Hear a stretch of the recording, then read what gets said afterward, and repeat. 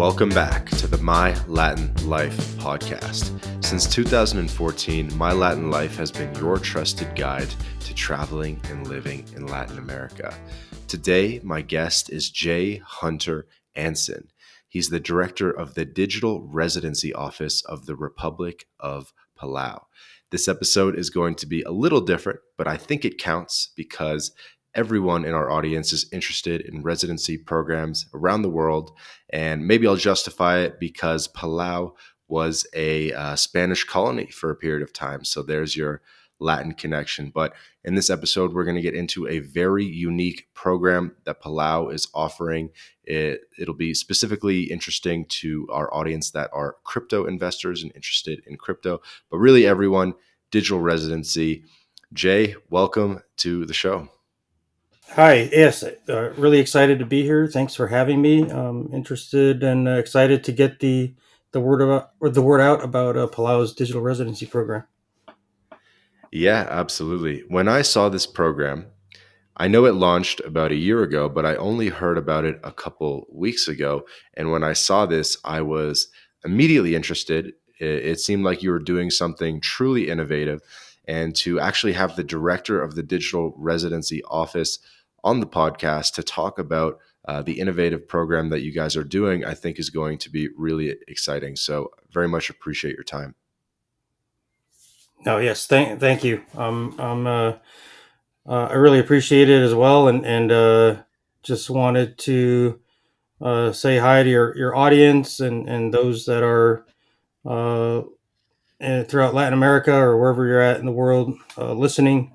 Uh, our main intent behind the program is to provide not just the digital residency, but also opportunities for innovation and continued exploration of use of the blockchain, and especially in regards to economic freedom and global freedom of travel and global citizenship and things of Yep. that nature.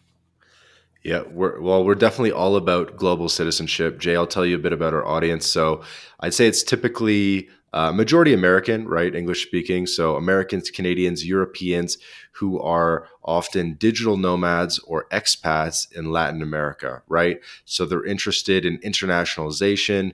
We talk about getting residency in Mexico and Paraguay, Panama, everywhere in Latin America. And really a lot of our audience, they're not like 100% LATAM people. They also maybe have bases in Georgia or Armenia or Portugal, right? So people are in Turkey. So people are internationalizing all around the world, and potentially Palau could fit into their holistic strategy, right? No, yeah, that's great. And Palau has always been uh, open to everyone. So citizenship. Right now, there's no path to a Palauan citizenship, but they do. Um, it's visa on arrival. So based on what your passport says, Hmm. where your citizenship is, they will adjust your departure date accordingly. So, for Hmm. example, if you're a Japanese passport holder, it's 30 days. European Union, 90 days. U.S. citizens and I believe Canadians is a year. Oh, wow. And yep. So we're uh, we're looking at that too from the digital residency perspective to see if we can get either uh, an open timeline or some extra extensions for digital residents who want to stay and work from Palau or work in Palau. There's a lot of different possibilities. Yeah, that all sounds great. And we're definitely going to get into a lot of the details and logistics and the nuts and bolts in this episode. But I thought before we dive in too deep, you could just give us a little bit of an overview, actually, of the country of Palau, because I think not everyone will be super familiar with it. So, the Digital Residency Office that you're the director of is part of the Ministry of Finance. So, you are, I guess, a government official, I'm guessing. Yes, I'm on the Ministry of Finance's board of directors. It's we're a very small office. It's me and I have an immigration officer, Palau immigration officer that works for me. Hmm. Her role, we both share the admin load, but her role is to do the government background checks Hmm. against. We have three databases that we look at.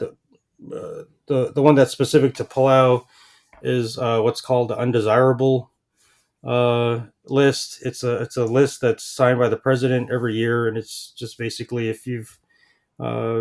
if you're a foreigner and you committed some type of um, crime or other uh, or you're suspected of criminal international criminal activity, money laundering, things of that nature, then you're put on the list and you either have to leave Palau or you're not allowed in.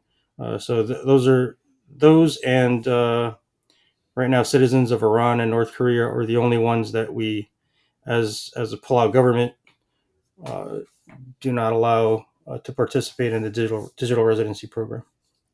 Gotcha, gotcha. So we got tons of questions from our audience, and we're going to try to attempt to do it more or less sequentially. I thought Yeah, maybe the great. best place to start would be to just explain. People were curious about the free association with the United States. So my understanding is Palau has been a fully independent, recognized nation since 1994. You guys gained your independence in 1994. Yes. But you continue a sort of free association with the US. So maybe you could talk a little bit about how that dynamic works. Yeah. So for Palauans, the Compact of Free Association was something really contentious. Growing up in Palau. The first three referendums in the early mid '80s were actually voted down. They couldn't get to a 75%. It required 75% a majority Mm, vote. Like 75% of the population of the votes had to go for the compact for it to be adopted, and they couldn't do that. They eventually, changed the rules, so it was a majority vote, and it finally got passed. And what the Compact of Free Association does, it gives the United States the um, ability to base in Palau and put military strategic assets in Palau uh, as necessary for national security. And then Palauans get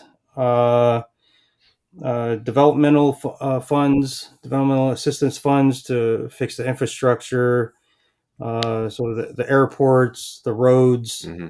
the ports, and the hospitals are the four major infrastructure projects that Palau uses the funding from the compact agreement for.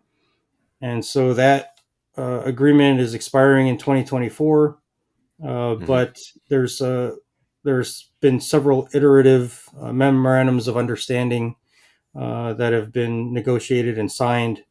Hmm. Uh, it looks like we will continue to be a partner with the U.S. Moving forward.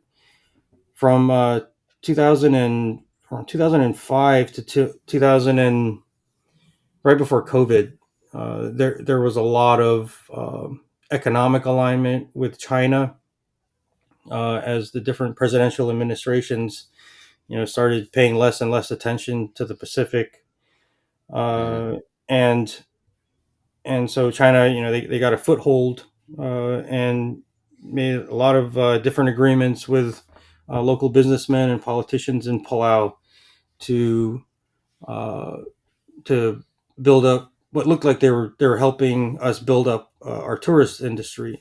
They approved 50,000, more than 50,000 Chinese tourists every year who would go and it looked like they were spending money in Palau. Um, and so when COVID hit and we had to close the borders, that 50,000 tourist faucet turned off. Change in administration. The new president recognizes Taiwan. The new president has called China a bully. They're taking a harder look at how they're going to let Chinese tourists return to Palau, just because of the COVID situation in China. And so the Chinese government has not sent any. They've no longer there's no longer a normal plan to send that many tourists to Palau. So Palau is in a tight spot right now economically. Uh, Why as is you can that? imagine, the revenue from Just 50 because the loss of tourism? yeah the revenue from 50,000 tourists uh,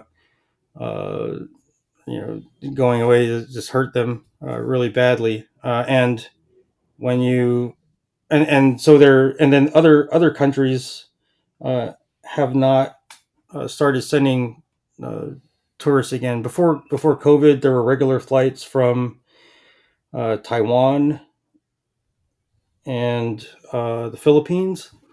Those are Hmm. starting to get turned back on, but it's just been a slow process. So we do have, in terms of diversification, we do have regular flights from Australia through Papua New Guinea that are going to start next month on the 1st of February, That's cool. Hmm. and then weekly flights or twice weekly flights from Taiwan. And we're close to negotiating a deal with Singapore and Japan to for regular flights. So with that, there's more logistically. There will be more options for flying into Palau, Hmm. and the prices should come down. Right now, United Airlines has the monopoly on the routes into Palau, so it's pretty expensive when I fly there. I see. And so, where is the Monopoly route based right now? Like, what is the current route? So there's they have two. United Airlines has two. So for you have to connect through Honolulu Okay. and then Guam into Palau, and then coming out you can do that route in reverse, or you can go through.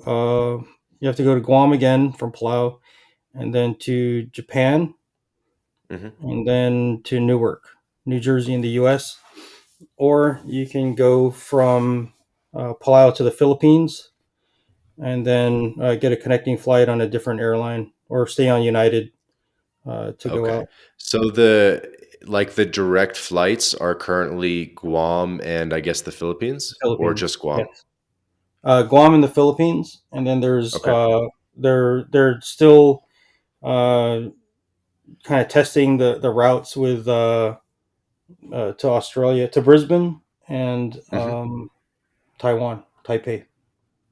Yeah, that'll be cool to have the Taipei. And then what about like ferries? Like, is there a ferry to the Philippines or any kind of boat service? Right now, no. There's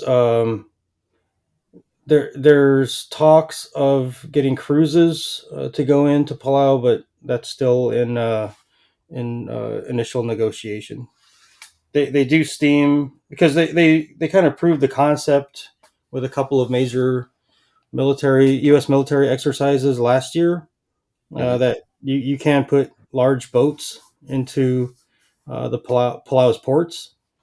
Uh, the one of the bigger ones was the U.S. naval ship Mercy. It's the big hospital ship. They were able to park it right in. It's called Malakal Harbor. It's the main harbor in Palau, and they stayed there for a month servicing patients. Interesting. Um, so you brought up a little bit about the China US dynamic when it comes to this region. I know it's a sensitive topic, so if you don't want to discuss it further, that's fine. But I think it would be pretty interesting to the audience because you're closer to this than I am, of course. And there seems to be there's a phrase, but like a sort of like a fight for territory or influence in South China Sea, of course, in Oceania, in Southeast Asia. Could you just speak to a little bit about what that dynamic is? I imagine that you guys are quite aligned with Guam and the North Mariana Islands. And I know there's tons of like French and American islands and stuff kind of in that region that I bet you Right. guys are most closely aligned with. Right. Uh, yes. I mean the contention. So yeah, it is. It can be pretty contentious. From Palau's perspective, a lot of local businessmen and uh, politicians, they made uh, it was like the Chinese involvement and participation in tourism was really good for them because of the economic development that happened during that time. A lot of new hotels were built. This is around 2005 to 2010. A lot of new hotels were being built. The influx of revenue and capital, of course. Um, China provided Palau with a uh, its first cell phone system, Huawei. It's Nice. 2G, 3G with some in some parts 4G capability. Um, what else? And then just the constant turnover of tourists helped Palau establish itself as it already had the UNESCO site. There's a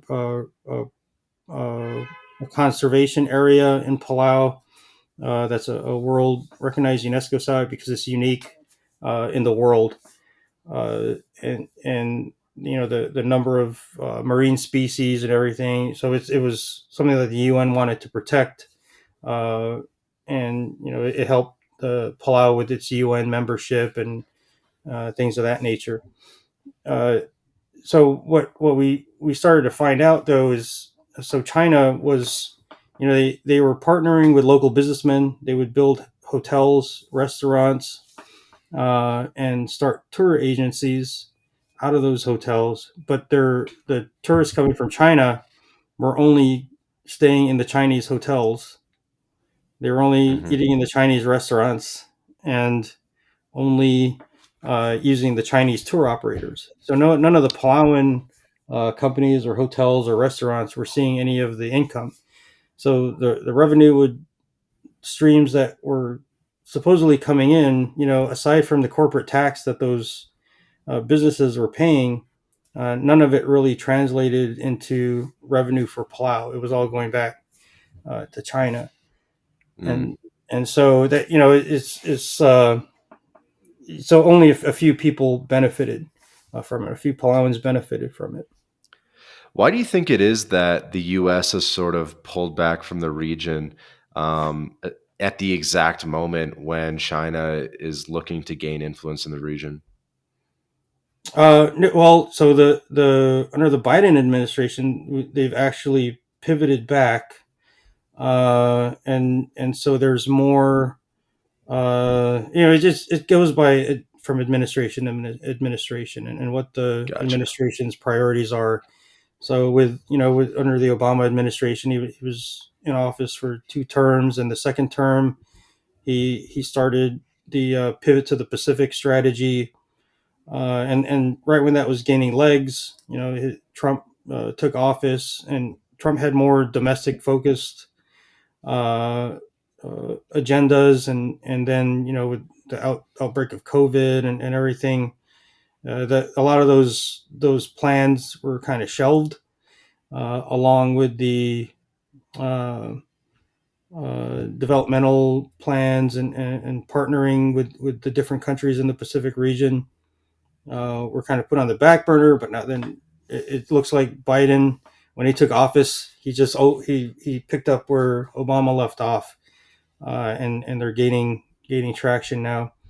Um, but the example I use of what happened in Palau is pretty much what was going on in the rest of the countries in the Yeah, it's region. like a microcosm for what's going Yeah, on in the region. That's yeah. what's It's cool about just it. China will come in and they're like, "Oh, we don't want to negotiate. We just want to give you here. Take this, take this." And then once they, that's how they build influence, and very quickly.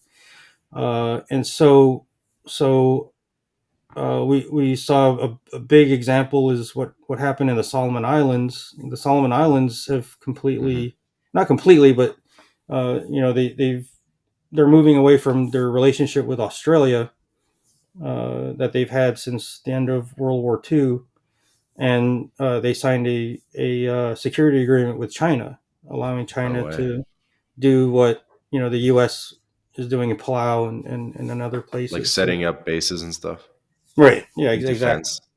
and training exchanges for security, and so the U.S. recognizes that, and they've softened their stance and in what they are able to agree to. Whereas in the past, it was they slowly reducing the amount of economic assistance, slowly reducing the amount of developmental aid. But now they're more, what do you need? We're willing to help. But with that compact of free, so that means I was in um, I call them Telegram town halls. We have a Telegram group with about 80 digital residents, Nice, and dude. once Get a me in month. there. We just Yeah. started our Telegram group. Sorry to cut you off. Shout out. Okay. Yeah. There's a Latin Life Telegram group. You can add us at My Latin Life is the company Telegram at My Latin Life. I guess start with that, and then we can get you into the LatAm enthusiasts group that we've added over 200 people to just in the past 48 hours. But yeah, continue, please. No, that's great. No, I'll definitely join. Yeah. So just from a Latin America perspective, my wife is from Colombia. She's from Bogota. I've been Nice. there many times. I've also traveled extensively throughout South America and the Caribbean.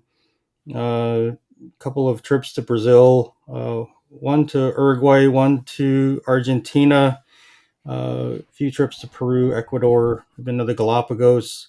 It's just a beautiful, huge, diverse part of the world, and each country is unique and just had a lot to offer. I've never had a bad trip anywhere in the Mhm. region. So, Absolutely.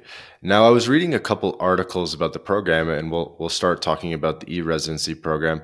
And I okay. noticed that it said that 40% of applicants were from the U.S., 30% from Europe, and another 30% from Asia, including China. That article might be about 6 months old. What is kind of the split on people applying for the e-residency program? Where do you find that most applicants and e-residency holders are from? Yeah, that's pretty much the divide right now. Those stats are, but it's hard to gauge because a lot of the applicants, they have different forms of ID, different passports, multiple passports, which is great. Hmm. I have a Palau passport and a U.S. passport. So it's but so we just have to go off of the uh, country they tell us. But right now it's I think Asia Pacific is catching up a little, especially from Singapore and uh, China. So really, where you see countries where they don't have as much economic freedom, especially in the crypto space.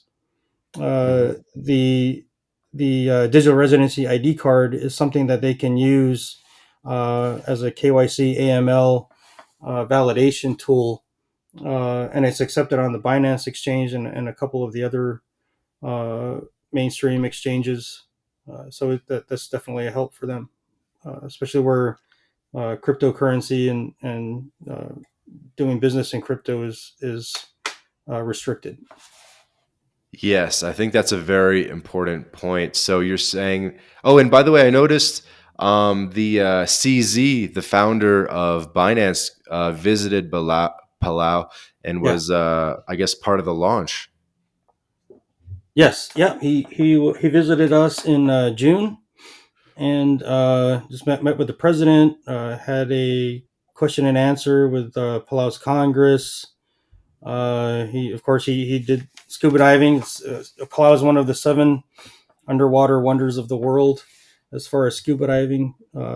And no, he hung out for a couple days, and I think he had a good time. And after talking to everyone involved in the program, uh, uh, expressed his support, uh, and he backed it up by giving us access to the Binance blockchain. So we're beta testing so there's two parts of the ID card. There's the physical ID card, and then there's a blockchain, a digital ID card. It's an NFT that digital residents will receive, and that's going to Hmm. be on the Binance blockchain. Very cool. And so, what exactly is Binance's involvement with the e-residency program? Aside from he has a uh, they have a memorandum of understanding with our service provider. Our service provider for the digital residency program is a company called Cryptic Labs. They're out of California, Hmm. and just aside from the advice and other type of support that large multi-billion-dollar company like Binance brings to the table. Uh, they are also helping Cryptic Labs with developing our digital registry for corporations, Hmm. and what that would look like, and also giving us some ideas on how to set up digital banking in Palau. Very cool. So I know that we haven't actually talked about what the e-residency program or digital residency program is concretely yet. So let's do that. How about Jay? Can you give us basically just an overview of the offering? So what exactly is this digital residency program that Palau is offering? Sure. So what the digital residency program offers, it offers a way for non-citizens of Palau to take advantage of the law, the government structure in Palau to register your business, Hmm. or so Palau is it's a member of the UN. It's has a compact of free association with the United States, Hmm. and Palauans are more or less free to travel anywhere, right, in the world, based on those two qualifiers. And so, what this is intended to do is extend those benefits as much as possible to other residents of the world, other citizens of the world, short of a path to Palauan citizenship. Got it. So, what are the benefits of the e-residency program? So, it's helpful from a crypto's perspective. I understand it can help give you access to U.S. markets. It can give you a U.S. address or zip code or phone number. Walk us through some of the benefits that people will get if they choose to sign up for the Palau digital residency. Okay, so right now we're working on three things primarily, and I always qualify this with we're moving at the speed of government, because there aren't a lot of regulations in Palau, but the lack of regulation can work for us or against us, because the bureaucrats tend to like to make stuff up as a barrier to uh, innovation. And so the big thing for our office is to push through that stuff, and Hmm. working with the lawyers and the president and the Congress to get their approval on different things. So the big one we're working right now on is uh, a mail forwarding program. It's an ancillary service. The cost of digital residency, I haven't mentioned that. I apologize. It's $248 a year, and what that gets you is exclusive access to the different ancillary services that we're developing that are on our roadmap, Hmm. and the actual digital uh, ID card, the NFT I mentioned earlier, and a hard copy card um, that you can have and carry with you. It has a lot of anti counterfeiting technology built into it. So some of the ancillary services, one of them is uh, the mailing service, mail forwarding service. So right now we're uh, almost finalized with the solution design. I'm waiting on the Postmaster General of Palau to get back to me and say they're good with it, so that I can push a regulation through to the president for promulgation. Hmm. Once that's done, digital residents, you would pay $100, and $34 of that is for the post office. They have the U.S. Postal Service has their fees. It's a U.S. Zip coded post office in Palau, Hmm. and so and then the rest of it goes into an account, and that account goes towards your forwarding fees. So you could order something, have it sent to the U.S. zip coded address that we'll have set up for digital residents, and the post office will forward it to your home of record, your physical location. That'll be pretty far, right? Shipping something from Palau to, I don't know, the States or Europe. From Palau, it takes about 2 weeks right now, depending on the carrier. Definitely a very crucial service for all digital nomads, though, is to have a mail forwarding service. Yes, no, and if you're a digital nomad living, residing in Palau, you can go to the post office and pick up your mail. You'll have an actual address that you can have mail sent to, without having to, um, open up a PO box or what have you, uh, for just temporarily. So yeah, and one thing about Palau, there's the actual population of Palauans living in Palau is 18,000 and change. There's another 2 to 3 thousand expatriates that live in Palau, so it's very expat friendly. Hmm. The official languages are English and Palauan, but there's just a mix of nationalities there, from a lot of Europeans. There are a lot of folks from Latin American countries, Americans, Australians, New Zealand, Taiwan, Philippines, Bangladesh. They're all there. A lot of expat communities, lots of uh, different programs and clubs and whatnot. So they're very ingrained and intertwined Sure. into the community. We're going to keep talking about the benefits of the program and just the logistics of the program, but just as an aside, so you mentioned that this digital residency does not lead towards citizenship. Let's talk a bit about the just like the normal residency and normal path to citizenship. So, like outside of the digital residency, is there? Well, I guess does the digital residency have any path to a standard permanent residency, let's say? Uh, I mean, yeah. Well, you can. It depends where you're from. You can become a permanent resident of Palau just by moving there.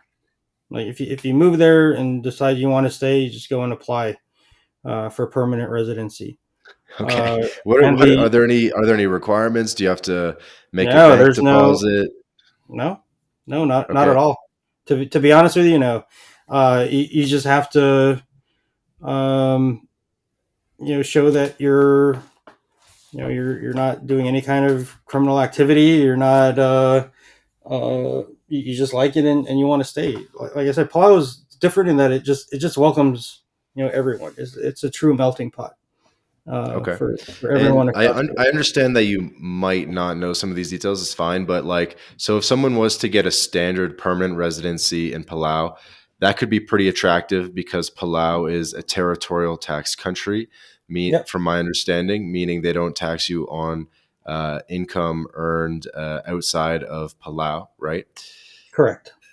Correct. And so you can get the permanent residency pretty easily, from what I'm hearing. And then, what are the physical presence requirements to maintain the residency? Do you have to stay in Palau a certain number of days a year? Do you have to, you know what I mean? Could you talk about the presence requirements? There's none that I'm aware of. I could research that, and I'd be happy to follow up in the Telegram uh, chat Okay. with that answer. So that sounds cool. So let's just say our American listeners, obviously anyone listening can go get the digital residency, and we're going to talk more about that because that's very exciting. But if someone wanted just normal permanent residency, they could fly to Palau via Honolulu, get set up. I guess, do they have to maybe get like an apartment lease or something like that? I'm guessing. Yeah, you could go that route. If you have a boat, there's a lot of yachts and stuff parked in Palau. They've been there for many years, and as long as you pay your annual, there's a fee associated for Boat the special. registration. Yeah, so yeah, that registration fee and I think another visa fee. I'd have to dig into the immigration regulation, but no, it's I mean people like I said have stayed there for many years. Okay. So we can get residency in Palau. And then I noticed something very interesting about Palau's system of government, which is that, and maybe I'll just read what I wrote because I took some notes, which is nationality obtained through naturalization in Palau is available to those who have familial or historic relationship affiliations with Palau. Palau Yes, does not grant naturalization based upon residency in the country for a specific period of time, nor does it allow foreign spouses to derive nationality. Applicants right. for naturalization are required to have at least one parent who has recognized Palauan ancestry. Yes.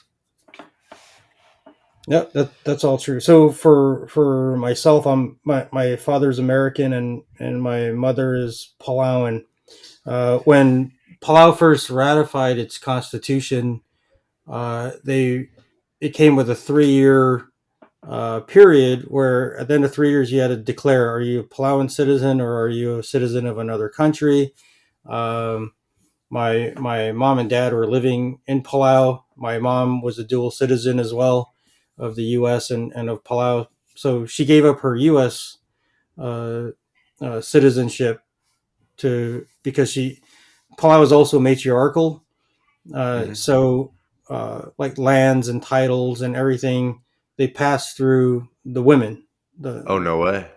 Yeah, so for example, my younger sister, when my mom passed away, all of our property and land and everything passed to her, even though she's younger, and has four older brothers. So we have to be nice to our sister for many reasons. Wow. Dude, I could do Um, a whole episode just on some of that stuff. yeah, so Um, culturally, so that's some of that. So Palau changed the constitution in 2008 with the rules that you just described, or if you have any kind of Palauan blood or lineage, you're a Palauan citizen, so you don't have to choose anymore. You can have dual citizenship. gotcha. And is the Palau background or blood like 100% a requirement? Or is there a possibility if you invest and bring a lot of value to the country, maybe you build some hotels or I don't know, So do other important works for the that's country? yeah, that's right now no, but that's something we're looking at with the. So it all depends, right? I mean, they can amend the constitution like they did before, and the digital residency program uh, could be a catalyst for that. right? Let's say we get a lot of digital residents, and they're um, they help prop Palau back up and get us out of the economic slump that we're currently in, coming out of COVID. Uh, you know, my thoughts are sooner or later the digital residents. There's about 92,000 right now that are in different stages of the process. They should eventually, they're going to want to have a voice in what happens. Like, it can't just be a subscription service. If it's true economic and citizenry diversification and inclusion, I think the digital residents will will get a vote in how things progress. Interesting. So, the digital residency program, how did this all come about? Could you tell us a little bit about the background of the program, the history, and how it got started? I joined the program in June of last year, so it was still kind of in the initial stages. We had about 900 early adopters. We had a law that was passed in December of 2021, and an operating agreement with Cryptic Labs was in place. So my role, because my background in cybersecurity, I do a lot of governance and compliance. It was the Minister of Finance wanted someone who could come in and uh, get everything codified, and get an actual legitimate program going with the normal reporting and compliance reports and everything else. Uh, so there wasn't a lot of history. It happened rather quickly. I can trace back email traffic and news reports to about June of 2021, when Hmm. Palau was getting ready to reopen the borders following COVID, and they were taking a hard look at the economy. And the new president, President Whips, he's very business Cutting edge. inclined and Yeah. technologically inclined, and he'd been speaking with a lot of different innovators in the blockchain and crypto space. And then they looked at the residency program in Estonia, and a lot of it was modeled after that. And based on the economic situation in Palau, they were able to pass the law through Congress fairly quickly, because they needed to find different different ways to diversify the economy. In addition to tourism, while tourism uh, was recovering. So in June, we did a hard push with Cryptic Labs. Took a look at some of the uh, uh, programs and operating procedures that were going on. Got those running, really really well, especially the AML KYC screening. Uh, and then we presented our report to the Congress. We have to report to Congress in August of every year, and it was very favorable. And so we silenced the skeptics. If and so the Congress backs it up 100%. The president from the beginning has backed it up 100%. We're part of the Ministry of Finance, which has the highest degree of governance and compliance requirements for the country, and we have a really good reputation in the United Nations and around the world. So we're slowly getting to where we're confident. The program is not going anywhere. It's not going to be discontinued. We don't Cool. have anyone opposing it anymore. So it's good. As far as job security for me, I'm fairly confident. Uh, Very good. Continue. Yeah, speaking of reputation, I noticed some of the articles writing about this program, they sort of mentioned how this endeavor with the digital residency entails a fair amount of reputational risk for Palau in terms of it has to be successful, it has to be done above the board, ensure that there are no bad actors. Um, and maybe you could sort of speak to that and um, those reputational considerations. No, yes, absolutely. Yeah, so our the so Palau's is very small. Is not just in population size, but uh, the geography. It's a very small island and it's very remote. And but it's a it has a really great reputation that stems from its environmental protection laws. It's economic exclusion zone, 300 mile all 300 miles out from the mainland all the way around. Mm-hmm. 80% of that is was set aside as a marine sanctuary. So it's a protected area. There's no long line fishing. There's no commercial fishing, uh, and it's protected. It's they get a lot of assistance from Japan, Australia, the United States, and Taiwan in their efforts to protect it from poaching fish, or the Chinese steam these survey vessels in there. They're looking for ways to establish mineral rights so that they can make claims.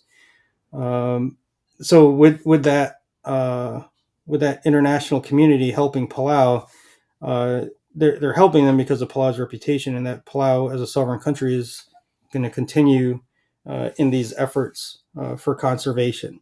That's probably the foundation for Palau's international and interregional uh, strength or political power. And then beyond that, there's the strategic position of Palau.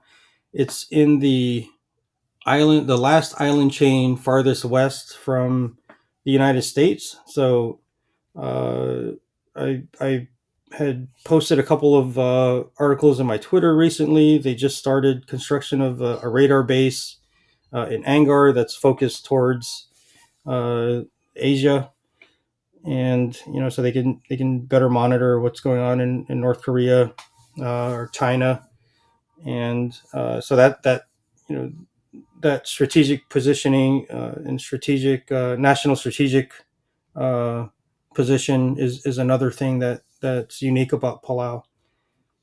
So those two things together are kind of the what positions Palau in the world. Uh, Gives it strategic importance, and the reason why it's a member of the UN and has all these Mm-hmm. different programs that it's trying to do, like the digital residency program. How long did it take to join the UN after independence? So independence was 94. How many years did it take to exceed, if that's what they call it, into the UN? I think it was probably the same year, or if not soon after. Um, Palau became a. I want to say it broke from the trust territory in '84. The Then it had a kind of a open relationship with the United States, but not really. It wasn't codified until the '90s with the Compact of Free Association. Very cool. So let's get back to talking a bit about the residency itself. So I think you said it's $260 on the website. It says $263 a year annually, right? Yep. Is there an initial sign up fee as well, or just the 263 a year? No, that's it, and you can do 1, 5, or 10 year um, Oh, sweet. subscriptions. Yep.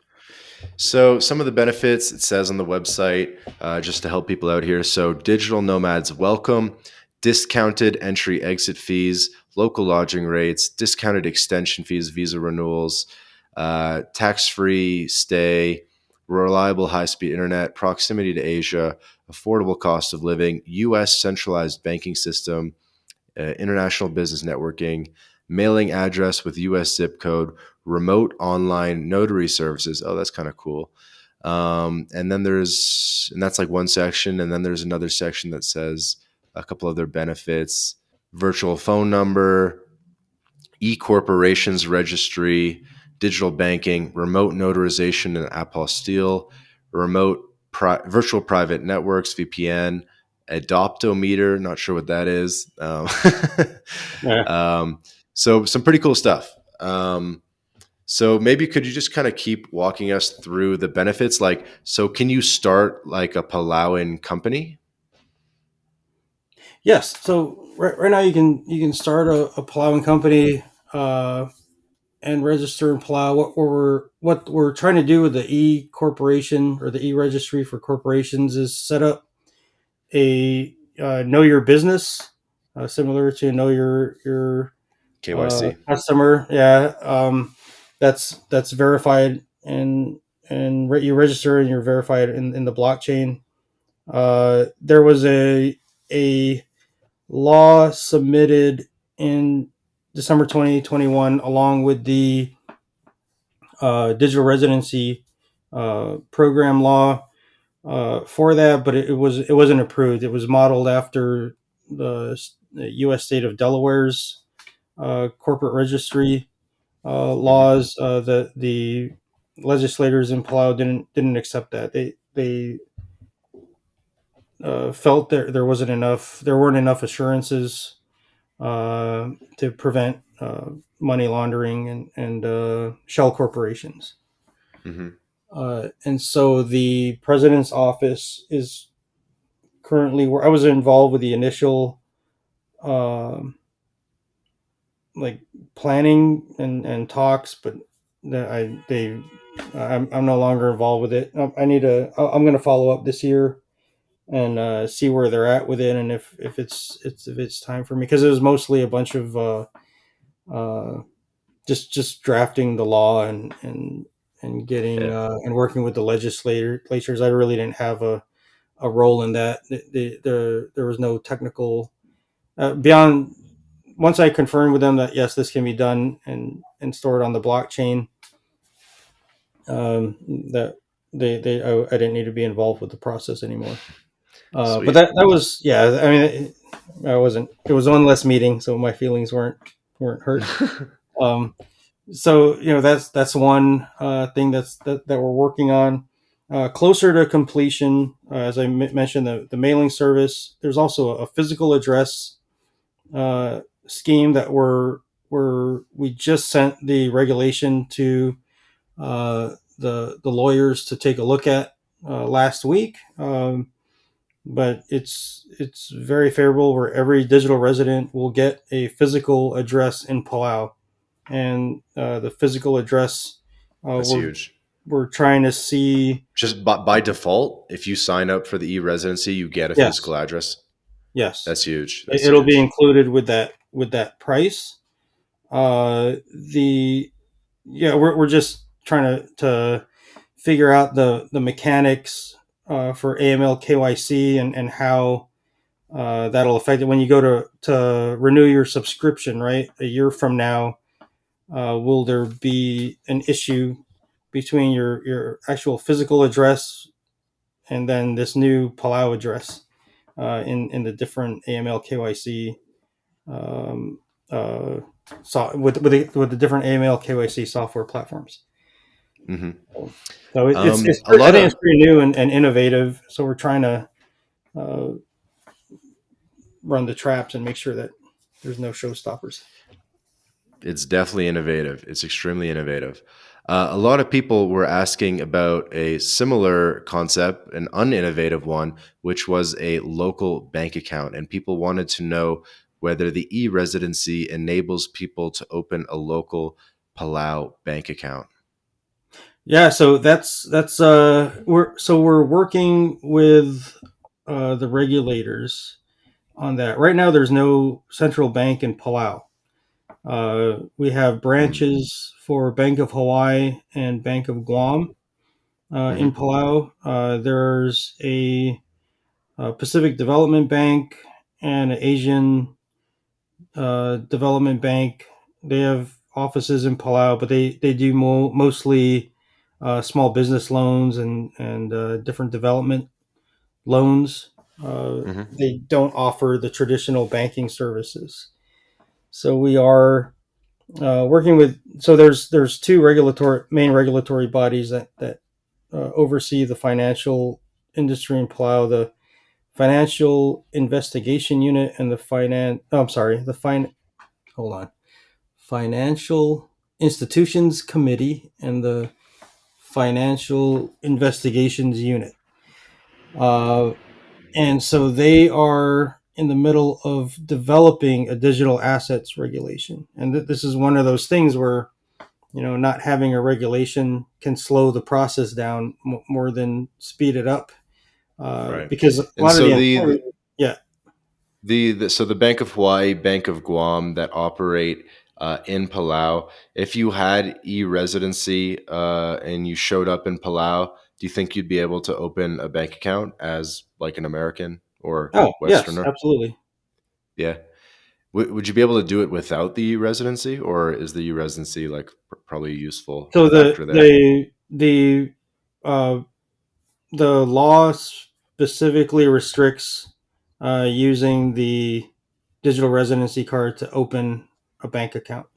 Unfortunately, Okay, restricts using it. So basically, people would be any Westerner can go and open a bank account in Palau at the Bank of Hawaii or Bank of Guam, basically just as a on a tourist visa. yes. Okay, that's pretty cool. That is cool. And do you have to show up, or do you think it's possible to open a local bank account remotely? It depends on the bank. I'm not sure what Bank of Hawaii and Bank of Guam's rules are. I mean, I like for me personally, I've always had online banks for as far back as I can remember. I had USAA, Pentagon Federal Credit Union, and I use Navy Federal Credit Union now. I've never stepped foot inside of a bank. Oh, Okay, and good I to use know. Chase. I use Chase for business stuff. I've never set foot inside of a bank. Good to know. Where were you born, by the way, in Palau or in the I States? was born in Palau. Yes. Sweet.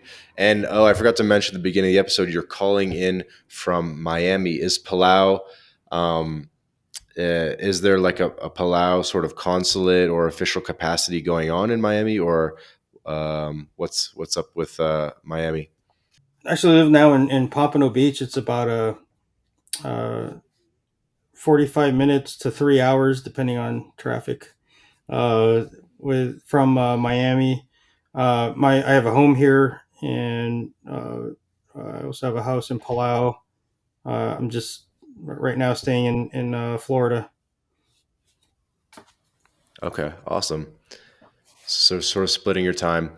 Let's keep talking about the e-residency. Some people also asked about sort of the differences between the Palau digital residency and the Estonian e-residency or other e-residencies that might be out there. I think Estonia is probably most famously the first one. Perhaps it was an inspiration, and I was just hoping you could maybe talk about some of those differences a little bit. I mean, I'm not too familiar with the.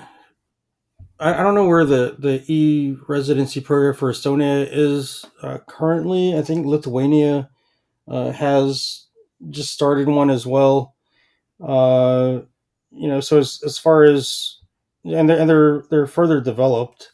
I know that they're a little bit more costly, and then uh, they have a e corporation registry as well. I'm not sure if it provides a path to citizenship or if it's tied to digital nomad type programs. I know digital nomad programs for Estonia, you have to pay like what $3,000 for the application process, improve your level of income. Palau, does not. Uh, as far as ancillary services, Estonia is a little farther along.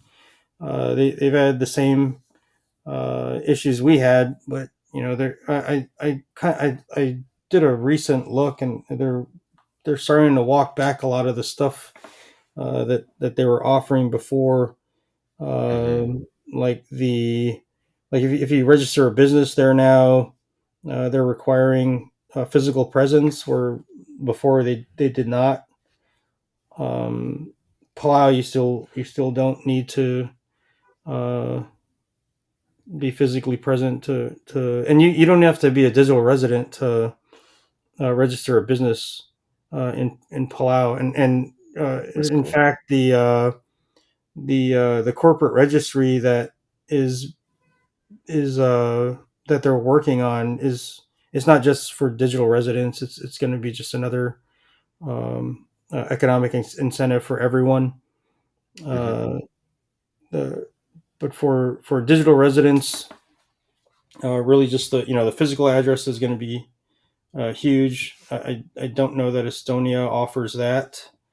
And Mm-hmm. then for those that want to visit Palau in person, you don't need to have you don't need to visit Palau in person to apply for the uh, digital residency. You just go to the website, you do all the AML KYC, and we'll mail the Mm-hmm. card to you. Should you What's the turnaround time? Like after you apply online, you pay the fee.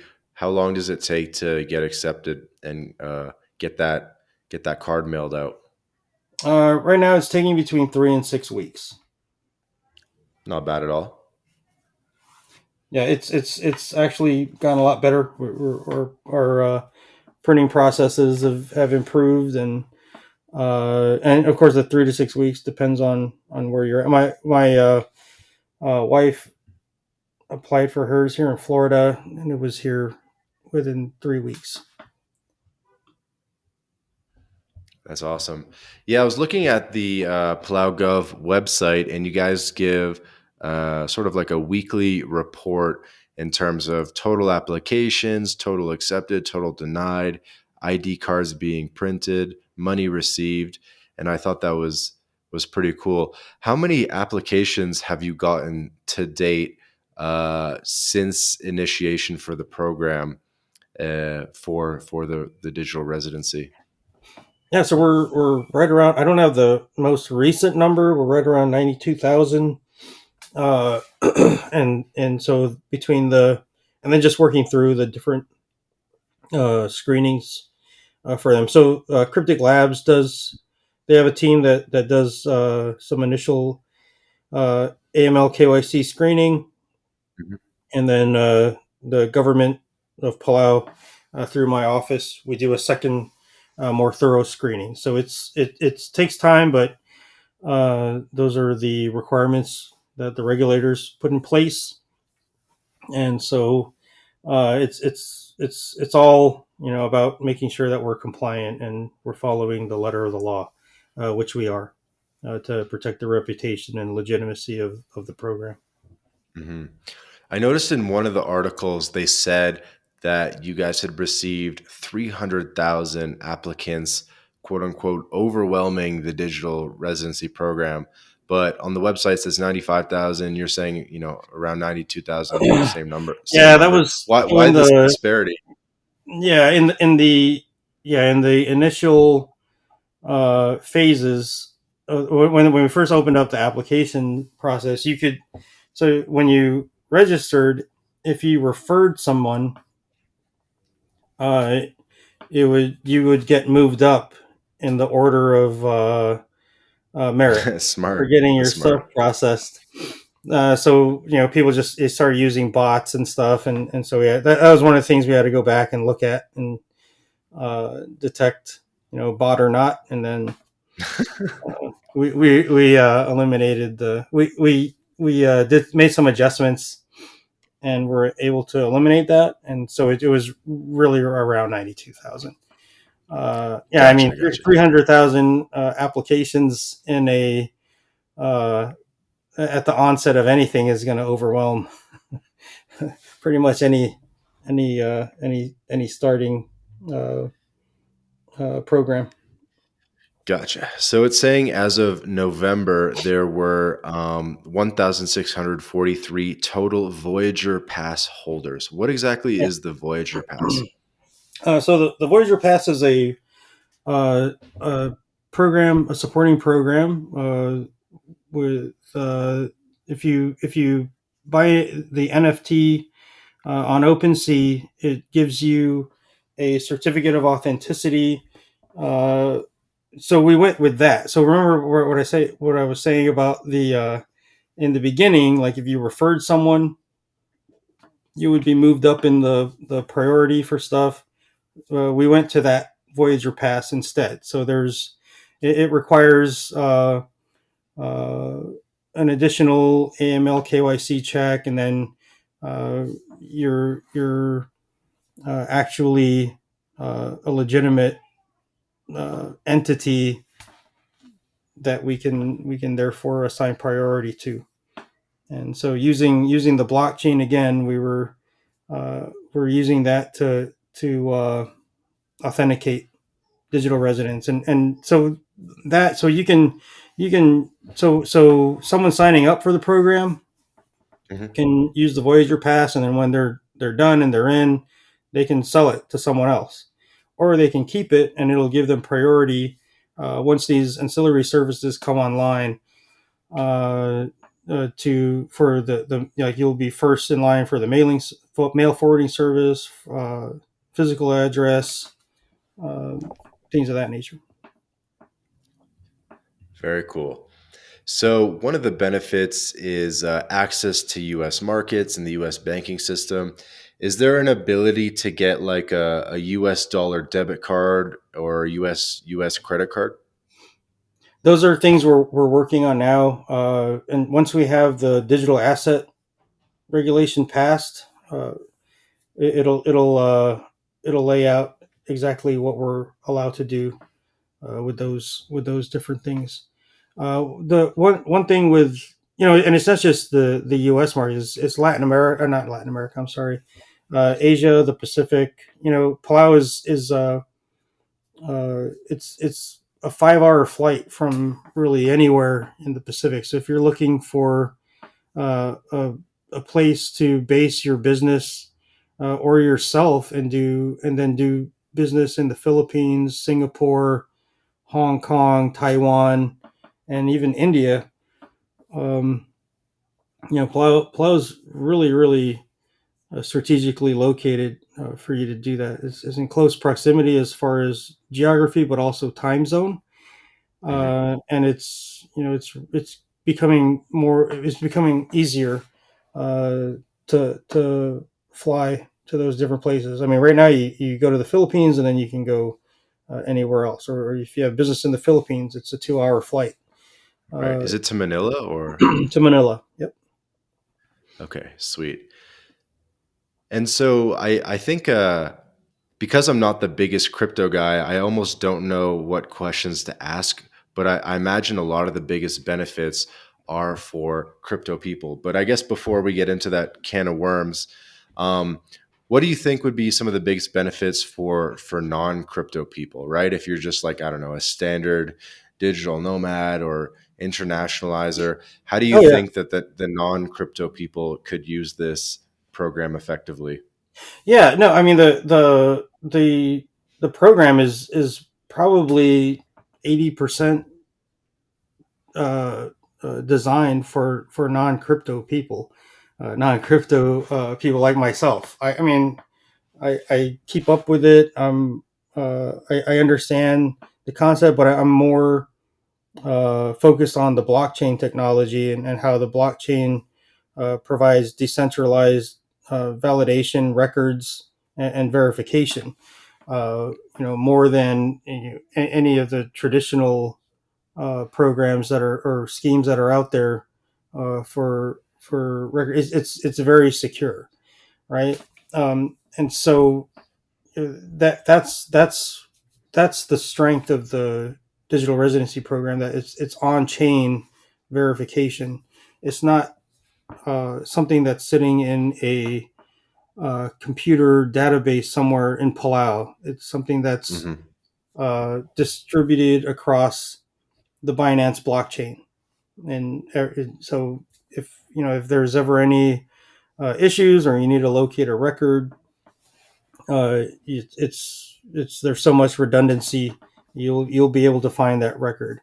If anyone tampers with or tries to tamper with uh, the identification, or tries to counterfeit it, or copy it, we'll know right away, because Gotcha. it'll impact the blockchain. So, So for digital I'll, nomads, okay, yep. go ahead. Go ahead. So for digital Well, nomads. so I mean, for digital nomads, I mean, it's like I said, it's really, Palau's is Plow's position, and then just yeah, it's very small. If you're someone that likes big cities, your time staying in Palau is probably going to be very limited. But if you like great connectivity, because we have a fiber optic connection, so you're, as a digital resident or a digital nomad, that's huge. Being able to have uninterrupted connection to uh, your home office, wherever that is in the world. And then if you're doing business if you want to do business in the Asia Pacific region, you're in a pretty centralized time zone. You have it's very safe. There's very little crime in Palau. The cost of living is low. Apartment rent, if depending on size, averages $1,000 to $1,200 a month. Hmm. Uh, there's Airbnb. There's uh, uh, taxi services, Uber. There's a bus service. And then, on your weekends, you don't have to fly 30 hours and spend a ton of money to get to your vacation location. There's if you like anything to do with the ocean and water sports, they have it in Palau. Very cool.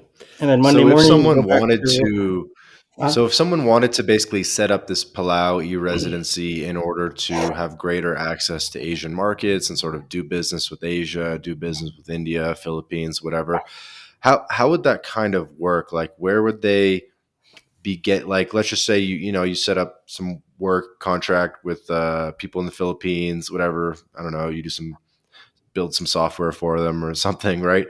How can you actually get paid? Would it be through that like Bank of Hawaii bank account, or would it be maybe through I don't know, like a crypto centric bank account that you can set up with the residency, or how can you actually sort of get access to payments and payment processing no, I mean and receiving money? your current um, like your whatever business, however your business is set up financially right now, you just keep that model, and open a brand, just open uh,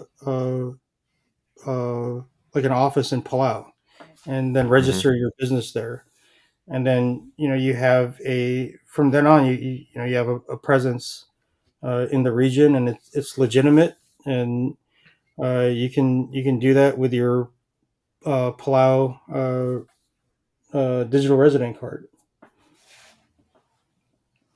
Very cool. And you don't have to open any new bank accounts, or anything like that. You can, just if you have a bank in the U.S. or Canada or Mexico, you keep all your banking stuff the same. Hmm. You now have a business presence in Palau. And sorry, just to double down. So the way you have the business presence in Palau, you get the e-residency, and then what do you do once you have the e-residency to sort of solidify that business presence? Oh, just yeah, there are maybe two or three forms you fill out, and then you can open a corporation in Palau. Okay, sweet. And I know you're not a financial advisor or tax advisor, so that's the disclaimer for the episode. Um, but let's just take the situation for Americans for a minute in a couple different ways because I think Americans are probably I don't know, half 60% of our audience. Um, could you have could you have a U.S. company owned by a Palau company, right? So could you have a Palau company kind of at the holding company level and have that own like a Texas LLC or Wyoming LLC, something like that? Yeah, that's some of the things they're looking at with the new corporate registry law. Uh, right now, I'm not sure. I don't know how that would No work. worries. For Americans, we're able to do the foreign earned income exclusion at the personal level. Maybe you're somewhat familiar with that. Right. Um, do you think Palau could work as a good um, base in a holistic strategy with the foreign earned income exclusion? Because typically you have to sort of like write an address on your on your IRS tax return, like like where did you spend most of the year or whatever? Where is your tax home? And Right. you could maybe use that Palau address. Yeah, with that's going to be one of the big benefits of the physical address in Palau. Hmm. Yeah, once we get that online and the regulation promulgated, that's one of the things we're definitely hoping for is that it's going to provide a way to benefit from that foreign tax exclusion, so that you're paying the Sweet. 4% Palau corporate tax instead of 13% or whatever it is here in the U.S. Okay, 4% Palau corporate tax rate. What Yep. about hiring for Palau corporations? Do you know anything about that? Can Palau corporations like hire foreigners and stuff? Oh yeah, absolutely. Yeah, there's more information, more detailed information on the website. But to work in Palau, there's a work visa process, and so that's yeah, it's definitely possible.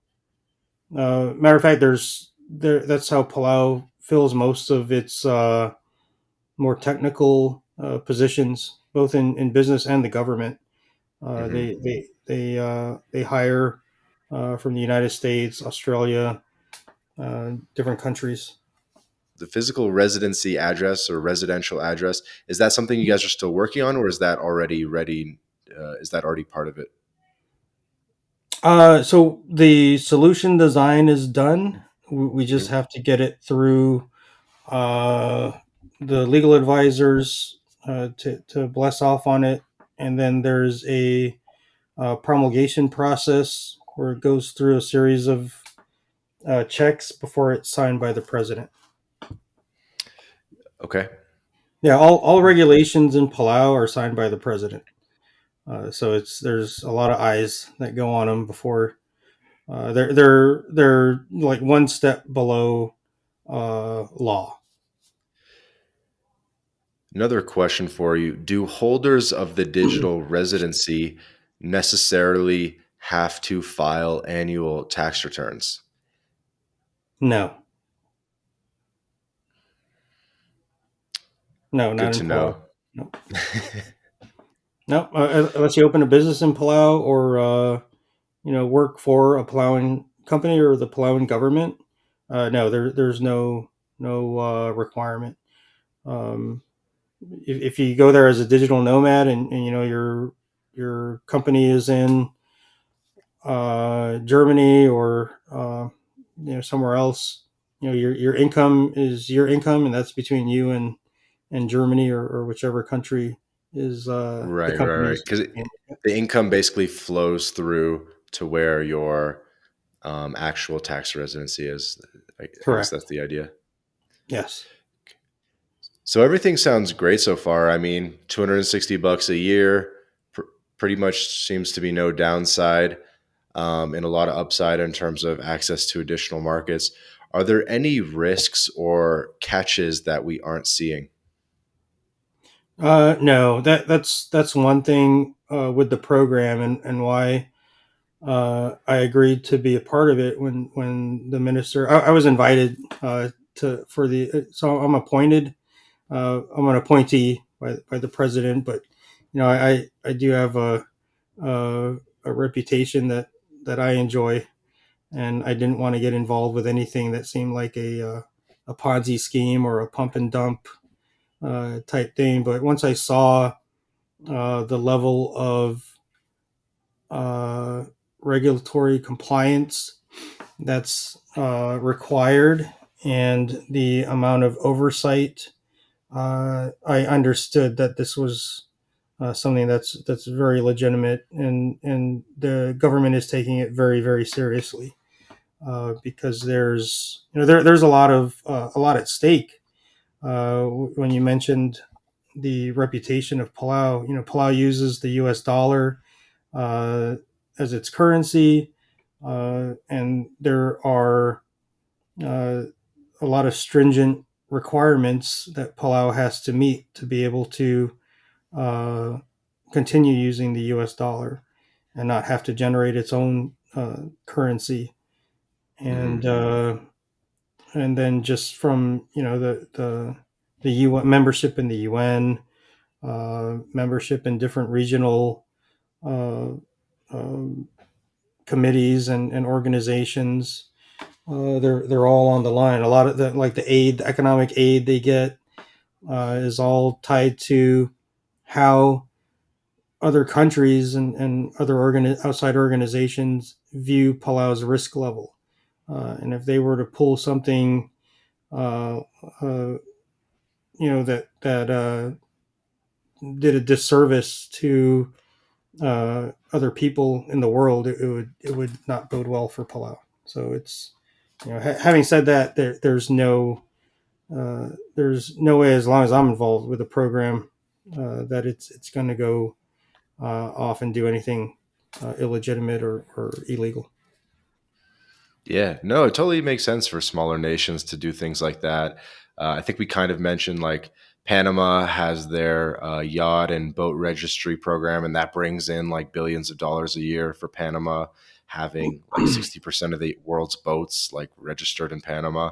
So I feel Yeah, like Palau. it's kind of a similar concept. Yeah, Palau has a we have a ship registry as well, and we're looking hard at that to see if we can bring it on the same level as Panama. It's just something that hasn't been explored in the past. Yeah, exactly. It's kind of like a infrastructure as a service. I think it's a totally legit thing. So I know we've sprinkled some of this throughout the episode in terms of plans for the future, plans for the next few years. But if you had to just summarize it in a couple of sentences, what are the plans for the digital residency program for the next couple of years? Yeah, so yeah, definitely the next couple of years. Uh, we've really been able to get ourselves to a point now where uh, the Palau government is open to promulgating regulations and getting the ancillary services online, a little bit better understanding of what the program is all about, and what the digital residents are going to be able to do in Palau. The over the next year, we just want to get the ancillary services like the mailing service and the physical addresses and the visa extensions uh, uh, up and running and Hmm. available. And then we're going to start looking probably in the next few months, zeroing in on the digital banking and digital phone uh, programs to try and see if I can help the regulators develop the digital asset regulation that's needed to push those forward, and then just really like shows like this, getting the word out to different markets and different populations that aren't aware of the program, and seeing if they're interested in signing up as an option to some of the other programs, similar programs that are out there. Good to know. Yeah, I'm really excited for the future. I think once you have some of those services up and running, this is going to be an absolutely stellar program. I mean, it already is, but once you have some of those things, this will be like a world leading program for sure. It's super innovative. Yeah, and we're really grateful to the early adopters who signed up, with no ancillary programs available, that just with our roadmap, because they've really helped fuel the legitimacy of the program, and showed the Congress and the president that it's a viable program. People are interested, and hey, if we can get these regulations pushed through and these services online, we're going to get more participation. So definitely a huge thanks to the early adopters, and we're working hard for you. Absolutely. I'm down as well. So everyone out there, get over to the website and sign up. What's the website again? Is the main one It's our palaugov.pw or plugov.pw. There's some information there, but to sign up, it's rns.id. rns.id? Sweet Jay. I got one or two quick questions for you. A little bit random, but have you heard of Lieberland, the micronation project in Europe? Because they have a similar sort of e-residency program as well. Was just wondering if you were aware of it and if you guys had kind of communicated or inspired each other at all. I'm aware of the program, but as a legitimate sovereign nation and government, we really haven't done any kind of association with them. Right, right, right. Yeah, you guys are next level because you guys are a real UN recognized country, but some similarities just in terms of the offering. And people can go check out. We had an episode with Joey Langenbrunner, representative of Lieberland, some episodes ago. One other question. So there are a lot of countries in the world that use the U.S. dollar. In Latin America, we have Ecuador Yeah. and Panama being probably the most well-known examples. Is there any sort of like integration between these countries that use the US dollar, but they're their own sovereign nations? Like, do you guys have any kind of special relationship with Panama and Ecuador? No, not that I'm aware of. No, no, unfortunately. Aside from the common currency, uh, I think from not from an economic on an economic level, I believe after Palau uh, established it's called the Palau National Marine Sanctuary. Hmm. The 80% of the economic exclusion zone that's set aside for marine preservation. And then they also established the Palau, like the entire region of Palau is the island of Palau, and its economic zone is a sea turtle and shark sanctuary. So like very strong advocacy against shark finning and those types of practices. They worked with the Galapagos in Ecuador, who also adopted similar um, uh, protection, not laws, but just the methods. There's a lot of exchange of information. Palau also has the Palau Pledge that when tourists enter Palau at the airport, you sign and accept the pledge that you're going to take care of Palau and the environment and things of that nature. So in Galapagos, they have a similar um, thing when you land at the airport. You pay the entry fee and you sign a pledge as well. I remember doing that. I still have my Galapagos pledge somewhere. I thought that was really cool. So there's collaboration on other areas, uh, Hmm. not necessarily the economy, but it's all tied to the economy, especially tourism being a huge source of revenue for for Panama, Ecuador, a lot of different countries, and Palau. So there's definitely a lot of things they could learn from each other. Cooperation. Speaking of nature, you guys have a UNESCO World Heritage Site? Yes, it's called the Thousand Island uh, UNESCO World Heritage Site. It's Palau's kind of unique geographic feature are the rock islands. They're volcanic, little volcanic formations. They look like those like the Krabi Islands in Thailand, except not as tall. They have more of a rounded shape to them, and so that area is off limits. It's a, like I said, a protector. There's over, I think, over 400 species of marine wildlife there, and you can see it from the air and from a boat from afar. But it's protected, and we also have Jellyfish Lake. That's a pretty uh, famous spot where you have I've heard of non-stinging this. millions of non-stinging jellyfish that you can go and swim with. It's great for the Instagram and TikTok and all that stuff. And it's just once you get over the wow factor and remember that you have a camera, yeah, it's great. It's beautiful. Sweet. So Palau, guys, not just for online registration. If you're going to check out every UNESCO site in the world, you got to make it to Palau. If you want to visit every country in the world, we have a lot of listeners actually that are chasing 193 or Uh, 197. They're trying to go to every country in the world. So Palau's on that list, guys.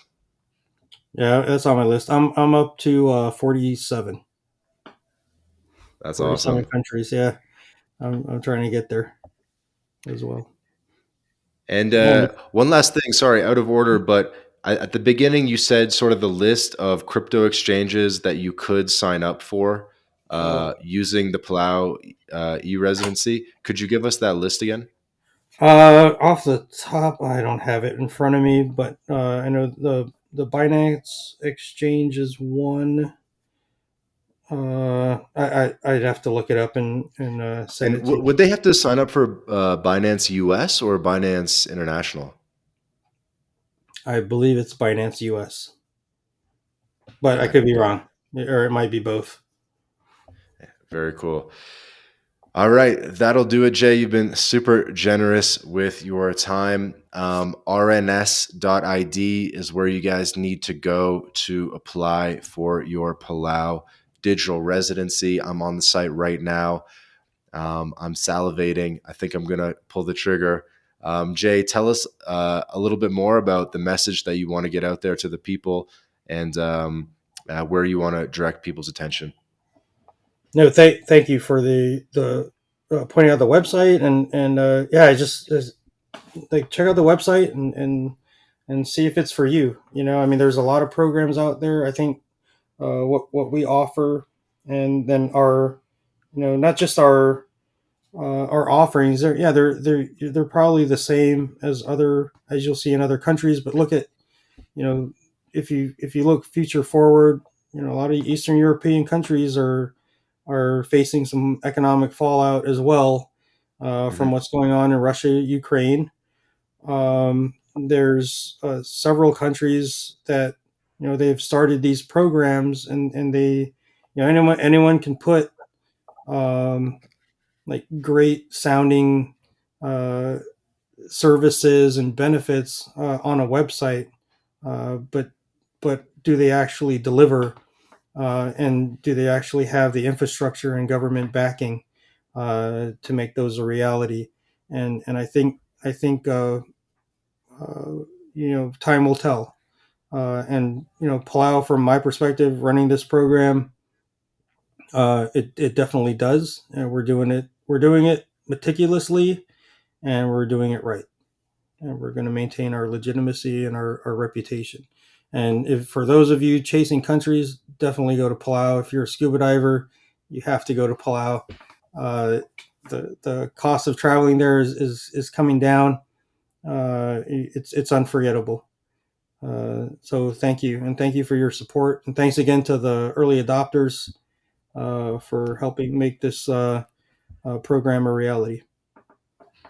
Yep, we very much respect that you guys are doing it above the board, and you guys are doing it the right way. I think it's super innovative. I'm sure it can be hard at times to be at the cutting edge, but what you guys are doing is basically making history, literally. Like, this is super cool. So highly recommend everyone get involved in one way or another. Jay's Twitter as well is at JHX_1138. So that's his Twitter account. You can follow him there. Palaugov.pw, as well as the RNS website. So Jay Hunter Anson, Director of the Digital Residency Office of the Republic of Palau. Jay, thank you so much for joining us. Thank you. Thank you for having me.